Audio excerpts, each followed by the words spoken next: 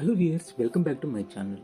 Iran అధ్యక్షుడైన Ebrahim Raisi ప్రయాణిస్తున్న helicopter crash కి గురైంది. వాతావరణ పరిస్థితుల కారణంగా హెలికాప్టర్ కూలిపినట్లు తెలుస్తుంది.